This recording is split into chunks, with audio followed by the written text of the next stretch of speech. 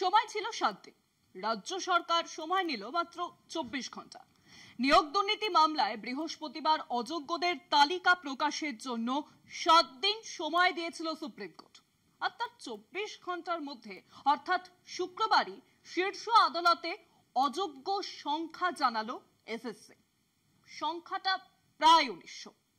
এদিনও পূর্বসূচি অনুযায়ী পরীক্ষা নিতে বলেছে সুপ্রিম কোর্ট এবং একই সঙ্গে অযোগ্যরা যেন কোনো মতেই পরীক্ষায় বসতে না পারেন এসএসসি কে তা নিশ্চিত করতে নির্দেশ দেওয়া হয়েছে শীর্ষ আদালতের তরফে।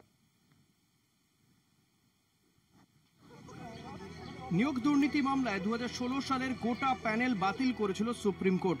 চাকরি হারিয়েছিলেন প্রায় 26,000। এরপরেই এসএসসি কে নতুন করে নিয়োগ প্রক্রিয়া শুরু করার নির্দেশ দেয় শীর্ষ আদালত। সেই প্রক্রিয়ারই অঙ্গ হিসেবে নতুন করে বিজ্ঞপ্তি জারি করে এসএসসি। 7ই সেপ্টেম্বর থেকে পরীক্ষার দিনক্ষণ ঘোষণা করা হয়। সূচি বাতিলের আর্জি নিয়ে সুপ্রিম কোর্টে মামলা করেন যোগ্য চাকরিহারাদের একাংশ।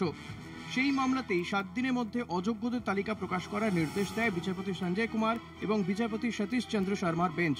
শুক্রবারও ফের এসএসসি পরীক্ষা পিছিয়ে দেওয়ার আবেদন করে আন্দোলনকারী যোগ্য শিক্ষকদের তরফে চিন্ময় মণ্ডল। সেই আবেদন নাকচ করে দেয় সুপ্রিম কোর্ট। বৃহস্পতিবার আদালত এসএসসিকে বলেছিল পরীক্ষা যাতে সুষ্ঠুভাবে সম্পন্ন হয় সেদিকে নজর থাকবে। অযোগ্যদের একজনও নতুন প্রক্রিয়া অংশগ্রহণ করলে তার ফল ভুগতে হবে। এদিন সে কথাও আরেকবার মনে করিয়ে দেয় শীর্ষ আদালত।